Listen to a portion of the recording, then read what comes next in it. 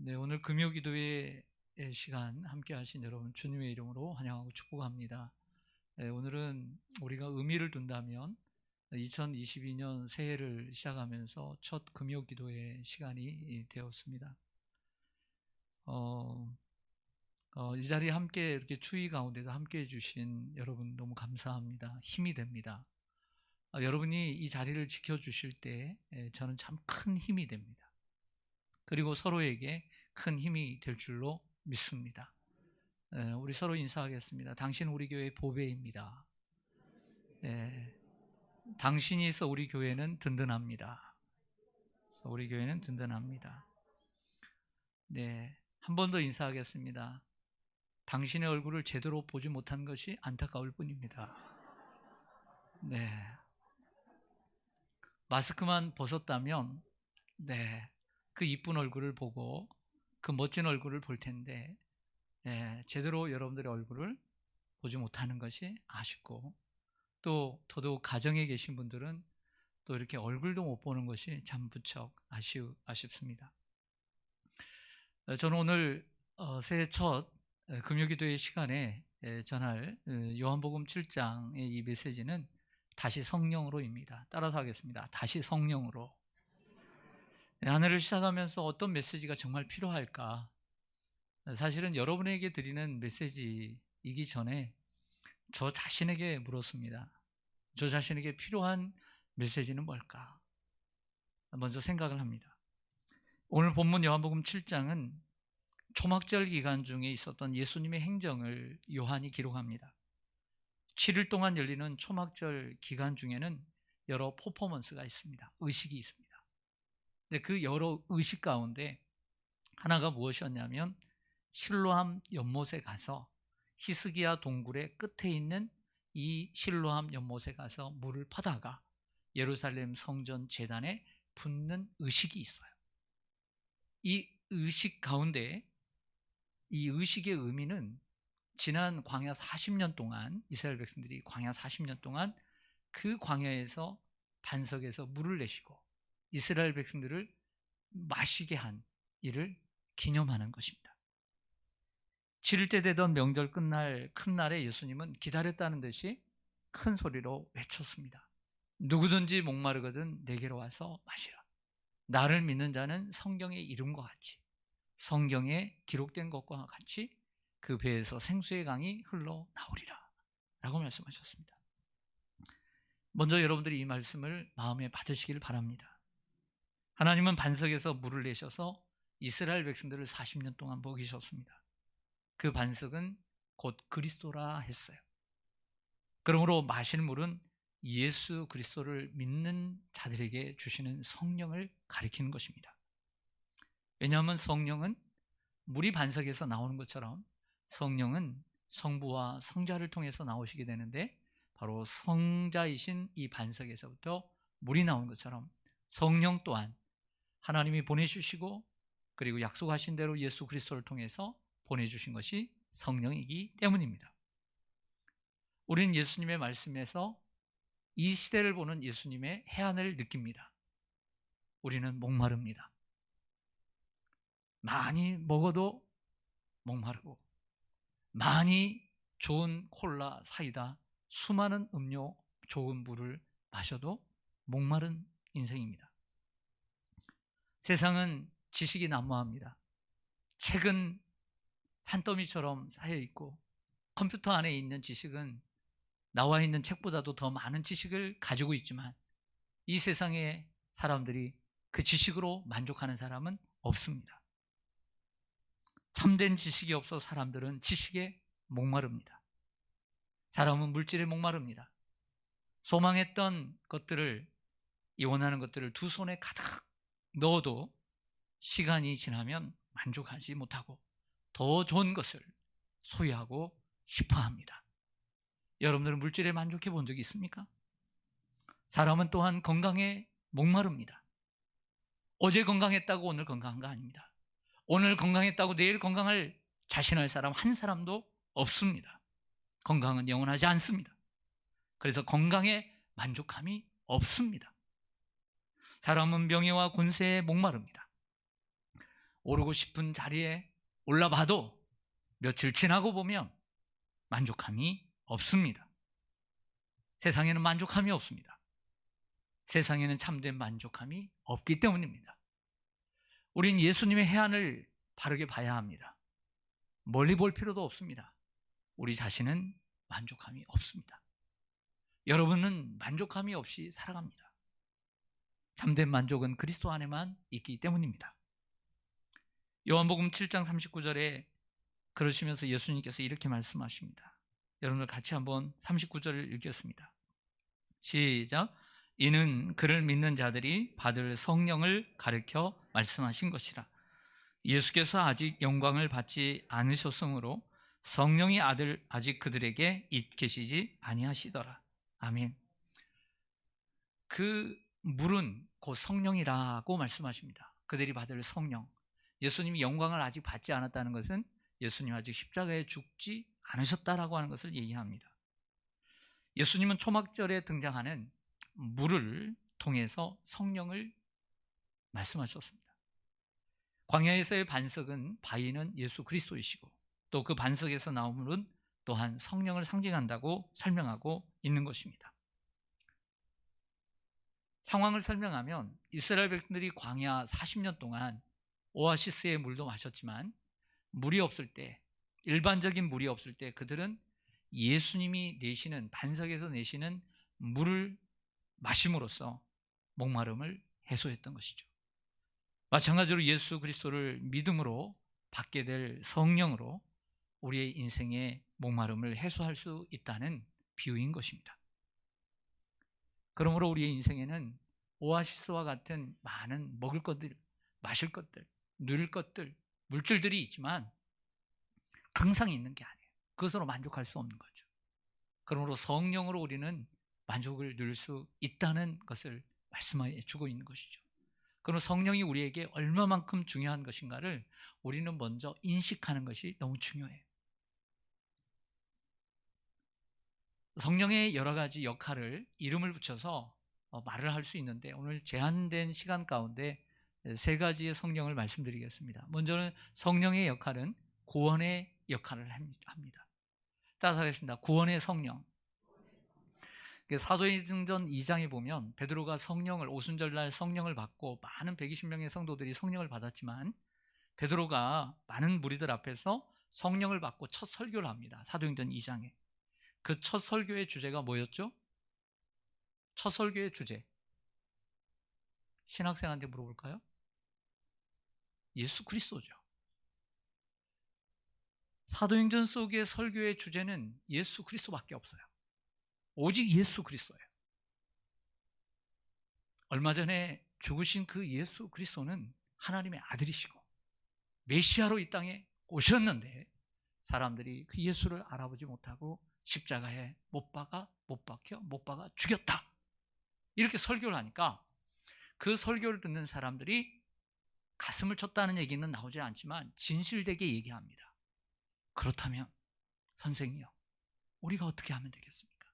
진실되게 묻자 베드로가 이렇게 얘기합니다.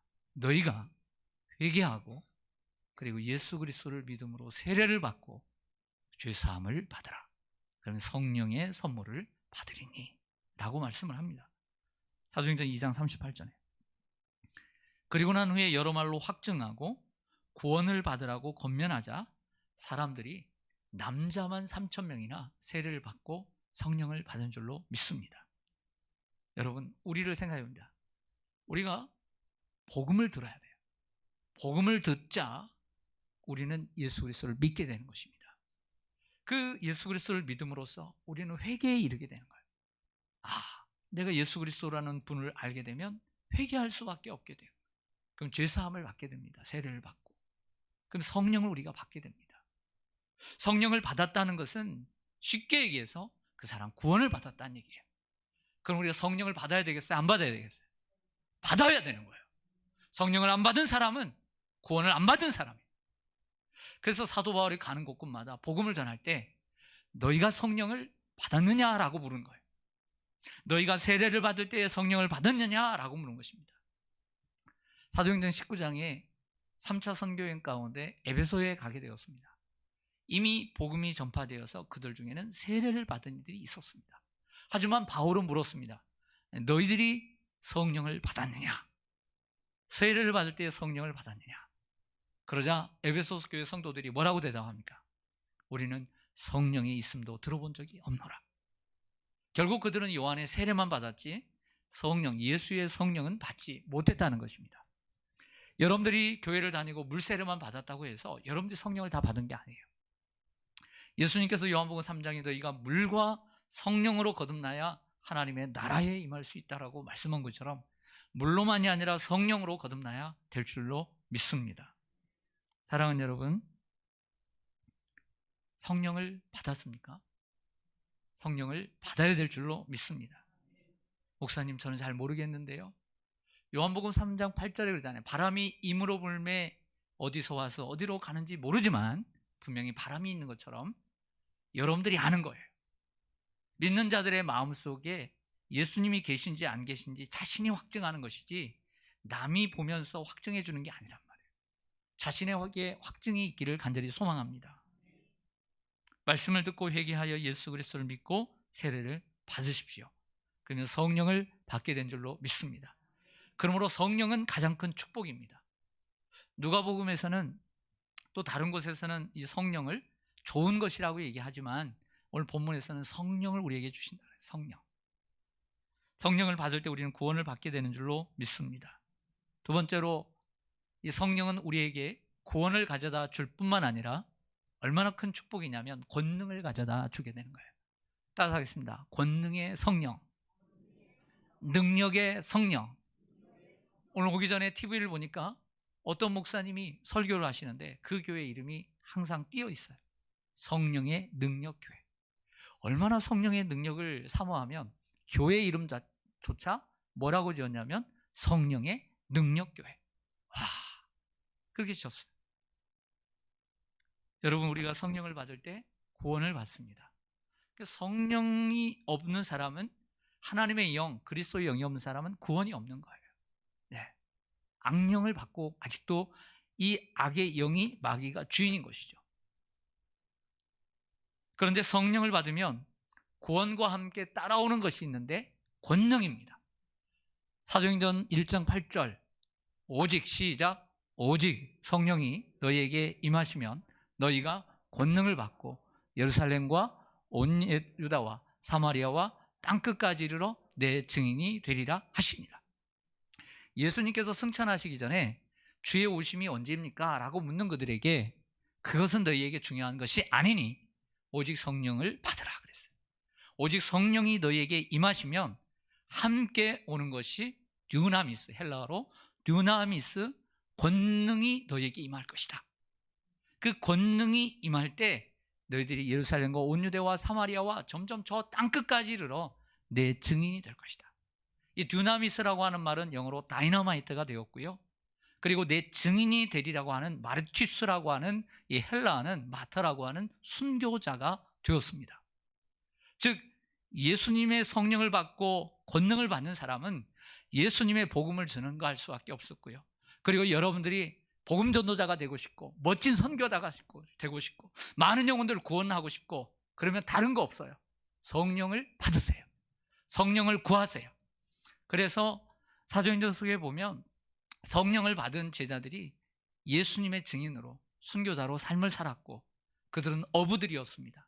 대부분 갈릴리 촌구석에서 태어나 학벌도 별로 없는 그들이었지만 성령을 받은 그들이 권능을 받자 베드로가 첫날부터 설교를 하니까 여자를 제외하고 남자만 3,000명이 구원을 받는 역사가 일어나게 되었고 그 12명의 제자들이 예루살렘과 온 유대와 사마리아와 땅끝까지 이르러 복음을 증거하는 놀라운 증인들, 마터, 순교자가 된 줄로 믿습니다. 우리가 성령을 받으면 권능을 받게 됩니다. 베드로처럼 하나님께 귀하게 쓰임받고 싶은 분들이 있다면 성령의 권능을 받아야 될 줄로 믿습니다. 사랑하는 성도 여러분, 그 권능이라는 것은 우리들에게 여러 가지 방편으로 주어지게 되는데요. 그 중에 하나가 은사입니다. 그래서 고린도전서 12장에 나와 있는 9가지 은사도 있는 것처럼 우리에게 지혜의 은사, 지식의 은사, 믿음의 은사, 능력의 은사, 신유의 은사, 예언의 은사, 방언의 은사, 통역의 은사, 이런 많은 은사들이 있는 것처럼 우리가 성령을 간구하며 성령을 받으면 권능들이 임하게 되는데, 그 권능 가운데 하나가 은사인데, 이 은사는 어떻게 이루어지느냐, 어떻게 우리에게 임하느냐? 사모해야 이루어지는 거예요. 사모해야 돼요.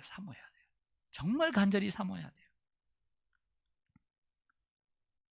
열왕기하 2장에 보면 엘리야의 승천 이야기가 기록되어 있습니다. 잘 아시는 대로 엘리야는 영적으로 어두웠던 북이스라엘의, 그것도 가장 악명 높았던 아합 왕 시대의 선지자였습니다. 그는 하나님의 사람으로 수많은 바알 선지자들과 대결하면서 이스라엘의 믿음을 지켜왔던 불의 선지자였습니다.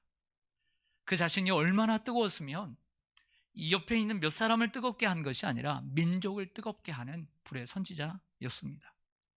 이때 엘리야에게는 그래도 감사하게도 길갈과 베델과 그리고 여리고 그리고 요단에 신학교가 있어서, 비록 가난한 신학생들이었지만 거기에 50명, 100명의 신학생들이 있었습니다.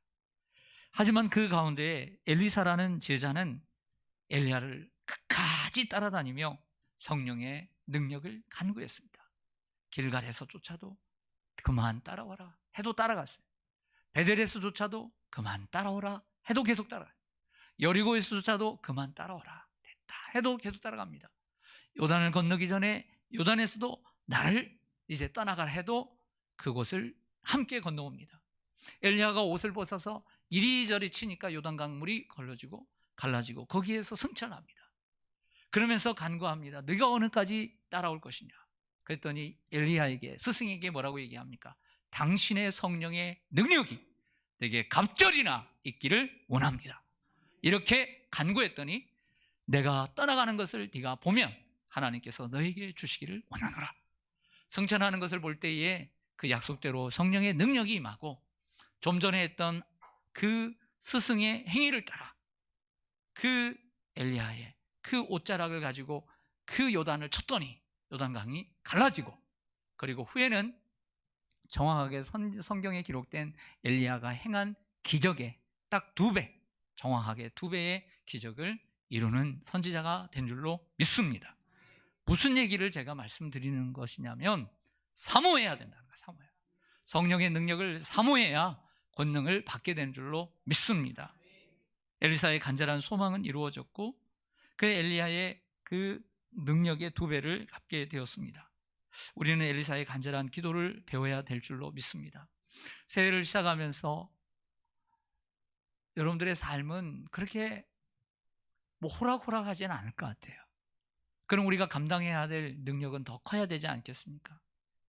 그 간절함이 성령의 능력을, 갑절의 성령을 받게 되었던 것처럼 오늘 이 밤도 새해를 시작하면서 갑절의 성령을 구하는 이러한 밤이 되기를 소망합니다. 그리고 그 간구가 좀 더 간절하기를 원합니다. 좀 더 진실되기를 원하고요. 그 깊이가 있기를 원합니다. 왜냐하면 그 사람을 통해 하나님이 일하시기 때문입니다. 수많은 선지자들이 있었고 수많은 제자들이 있었지만 하나님이 누굴 쓰셨습니까? 갑절의 성령을 받은 엘리사를 쓰셨지 다른 선지자를 얼마나 쓰셨습니까? 정말 하나님께 쓰임받기를 원하는 열망이 있는 분들이 있다면 다른 거 구하지 마십시오. 성령의 권능을 구하시기를 원합니다. 먼저 많은 지식을 구하지 마십시오. 그 지식, 성령이 없으면 백해무익하고 더 나쁜 일에 쓰이게 됩니다. 성령이 있어야 될 줄로 믿습니다. 세 번째로, 예수님은 우리 가운데 진리의 성령으로 진리를 우리 가운데 주신다라고 말씀을 합니다. 따라서 하겠습니다. 진리의 성령. 예수님은 십자가를 지시기 전에 바로 그 전날 예수님의 제자들과 함께 세족식을 하고 성찬을 하고 난 다음에 요한복음 14장 이하에 감람산 설교를 하십니다. 그 감람산 설교를 하시면서 이렇게 말씀합니다. 나는 너희에게 간다. 너를 떠나간다. 그러니 너희는 마음에 근심하지 말라. 하나님을 믿으니 또 나를 믿으라. 나 대신 보혜사 성령을 보내주실 것이다. 나는 너희에게 몸으로 함께 있지만 그분은 너와 영으로 함께 있어서 그 성령은 너희를 고와 같이 버려두지 아니하고 너희를 인도해 가실 것이다.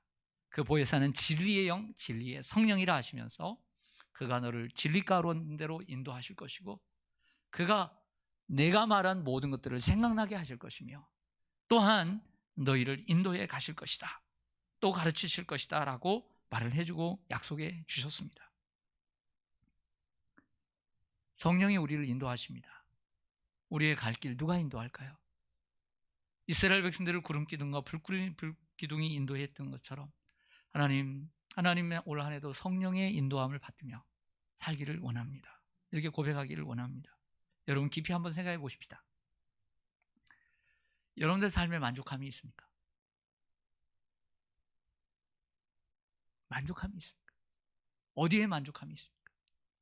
자식에게 그렇게 만족함이 있던가요? 그렇게 예쁘고 귀여운 자식에게 만족함이 있던가요? 남편에게 그 좋아서 사랑하고 결혼했지만 만족함이 있던가요? 아내에게 만족함이 있던가요? 손주에게 만족함이 있던가요? 좀 더 모아둔 돈에 만족함이 그렇게 느껴지던가요?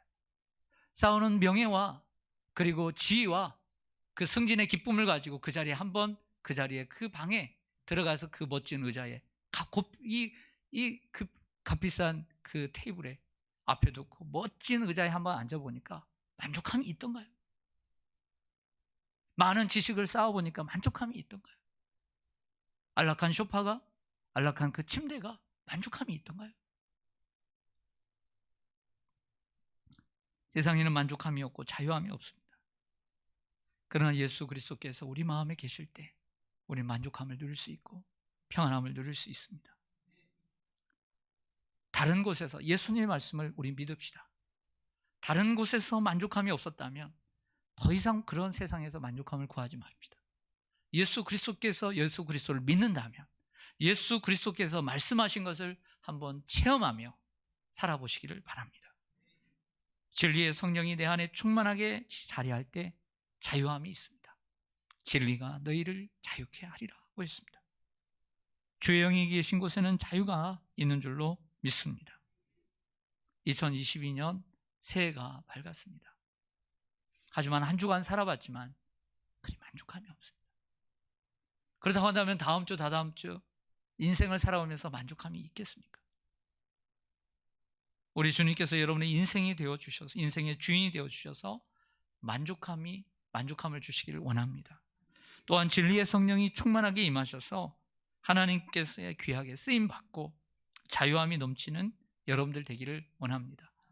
무엇보다 성령을 구합시다. 성령을 우리에게 선물로 주셨는데 왜 예수님이 그렇게까지 그렇게 목이 터지도록 왜 외쳤을까를 생각해 봐야 합니다. 진리이기 때문에 그래요. 다른 무엇보다도 구약 성경에서 예언하시고 약속하신 대로 신약의 성도들이 받은 대로 성령을 받아야 될 줄 믿습니다. 성령을 받은 사람만이 구원을 받은 거예요. 또한 성령을 받으면 권능을 받아 하나님의 귀한 일꾼으로 쓰임받게 되는 거예요. 아니면 구원은 받되 성령의 충만함을 받지 못하고 권능과 능력을 받지 못하면 사람들에게 놀림받는 그리스도인 받게 되지 못해요. 권능을 받아야 돼요. 그리고 우리 자신이 불행한 사람이 되지 않도록 진리의 성령을 받아서 그 진리가 우리를 자유케 하고 우리 옳은 길로 인도해 갈 수 있는 그런 복된 하나가 되어야 될 줄로 믿습니다. 한 해를 시작하면서 뭘 구해야 되겠습니까? 성령을 구해야 합니다. 성령은 한 번 받고 끝나는 것이 아닙니다. 성령의 충만함을 받으라고 했습니다.